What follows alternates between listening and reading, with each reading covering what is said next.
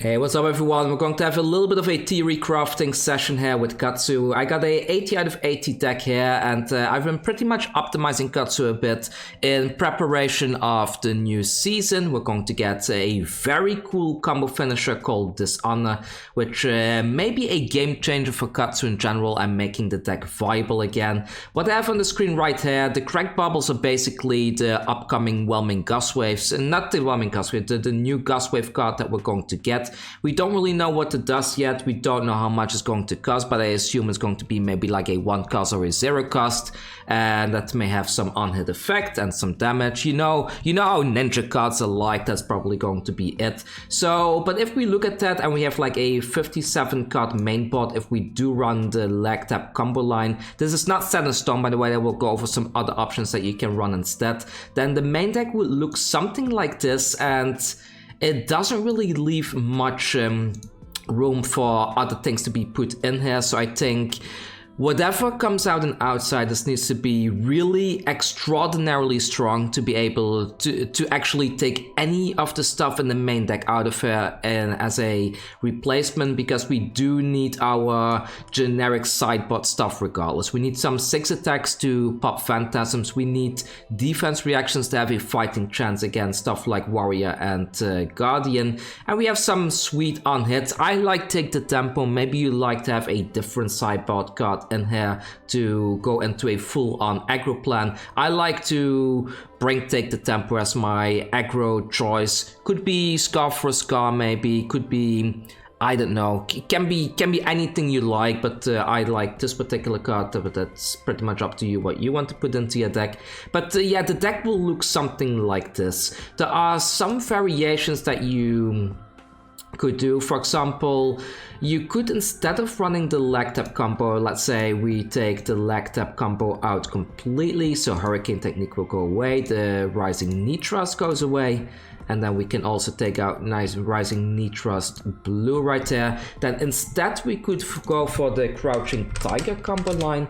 And the Crouching Tiger combo line, you pretty much want to have your Predatory Streaks for sure to get a bunch of Crouching Tigers into your banish zone. You want to have your Tiger Swipes as well, because these combo very nicely with the Crouching Tigers. You can get these really massive chains going, and then we want to have our Roar of the Tigers in the main board, as well as Mind State of Tiger as our blue of choice. Like something like this, we would be now sitting at 82 cards, which means that we would need to take 2 things out of the deck, which can either be Snatch or Enlightened Strike. I think Snatch is still too good to get rid of, so I think Enlightened Strike would get cut in a situation like this. Then again, we have a 57 card main board. We have the full-on Predatory Streak into Tiger Swipe combo in the main deck.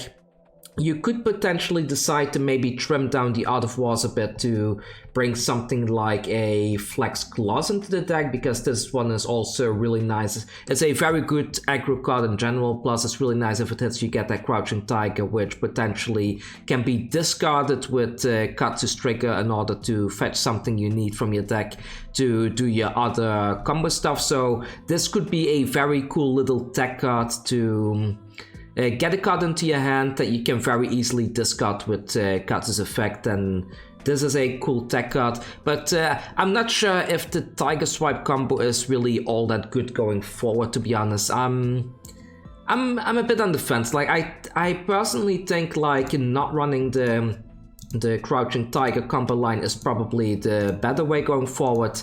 And then instead to just bring in the E-Strikes and stuff like that, so Enlightened Strike can come back into the deck. So just getting like 3 copies of Enlightened Strike in the main deck, maybe getting like 3 more copies of something else, probably some extra Ancestral Empowerment, an extra copy of Snatch would be really good. Is probably the better way to go. Let's go ahead and add those in quickly. So if we put Snatch to 3 copies, Ancestral Empowerment to 2 copies, then because the Ancestral Empowerment is very important as first of all, it's a 3 block, which is very good, and it also helps you to get your Dishonor to actually hit. You could actually run Mind State of Tiger in the main deck, then on an off turn you can simply play this. It will give you an extra Crouching Tiger in your hand, which kind of make sure that you have some discard fodder for your Katsu trigger, which is definitely something considering, because Katsu's hero ability is just really good. It helps you to fetch any combo piece straight from your deck,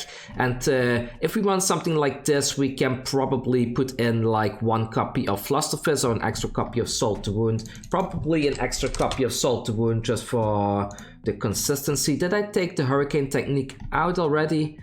Maybe I even forgot to put Hurricane Technique in earlier, but you get the point, right? Like running it something like this is also a very good main deck in general, and I don't really see there being much in Outsiders that can really take a slot out of this deck. You could also, if you want to, take out the Art of Wars, maybe take out the Salt to Wound as well, and then instead you can go ahead and put Fate Foreseen into the main deck, so we can have Fate Foreseen in here. We can maybe run like extra copies of Flick Flack.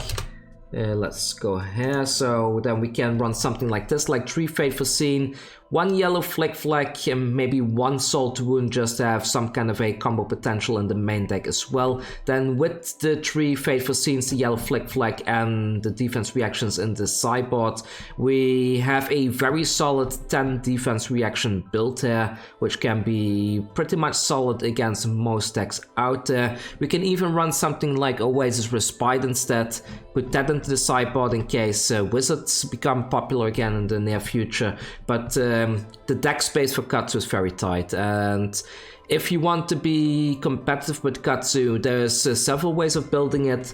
You can of course completely forfeit the Enlightened Strikes and then go for a leg tap combo line as well, or even the Crouching Tiger combo line, because those are relatively cheap right now. But yeah, that's pretty much my take in regards to Katsu at the moment. Personally, I will probably just go with the Enlightened Strike combo line and keep the main deck something looking like this.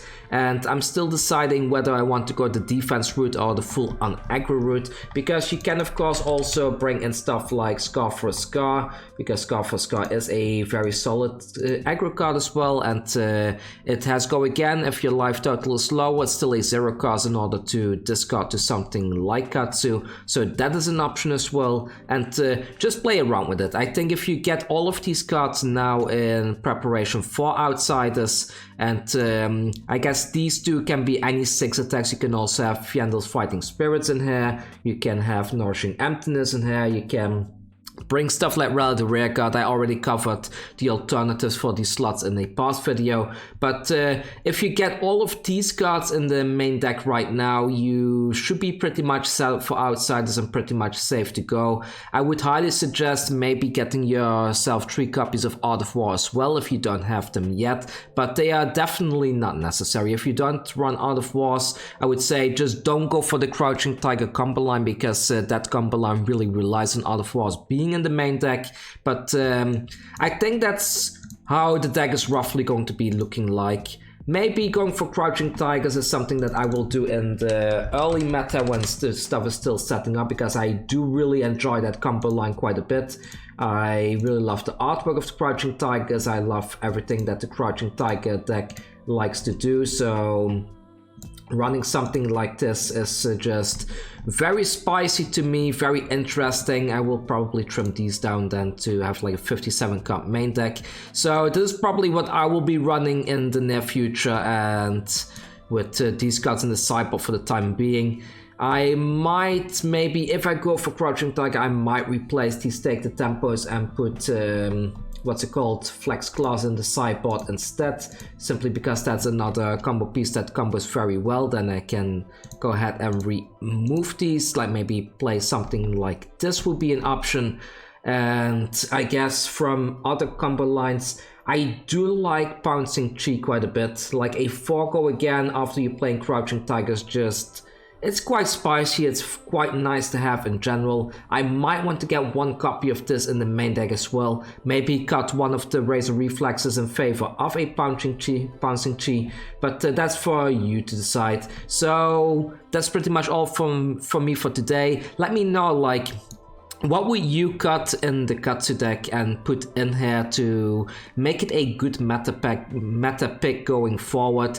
I think running it something like this is probably the most consistent. Like, all of these have been proven to be quite valuable in the Katsu matchup in general. We might want to get rid of the Master the Pouncing Links completely and maybe even cut Soul to Wound to go for some different kind of combo line, which is also an option. Then we can really focus on Master Momentum to keep on presenting on-hit triggers every single turn. Especially with this honor in the deck, it makes it very difficult for your opponent to decide what to do, because they need to give you value somewhere, otherwise they don't have a turn, right? Like, if they keep on double blocking the surging strikes, and then let's say you go into your Kodachi's combo line, and then they need to start blocking your Kodachis as well. It's very hard for an opponent to stop a Master Momentum trigger from going off, and also stopping the Dishonor on-hit effect from going off, or also stopping something like a Whelming Gust Wave going off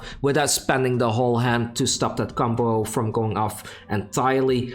I'm very interested to see how Ninja's going to be shaping up, but yeah, that's pretty much all for me for today. Thanks for watching. For those of you that are subscribed to my Patreon, I have hired 5 people to cover a bunch of meta decks for me, so there will be guides available on Patreon the coming week or so that has sideboard tags in it, a full-on competitive list for various heroes. So if you are on the Patreon yet and you're looking for a competitive Flesh and Blood deck that also has like a full-on guide available for it, so you know how to sideboard, you know what kind of a play style you're trying to go for against certain heroes, definitely check out my Patreon. For just €10 a month, you have access to pretty much all the competitive data that I have available, so do check that out.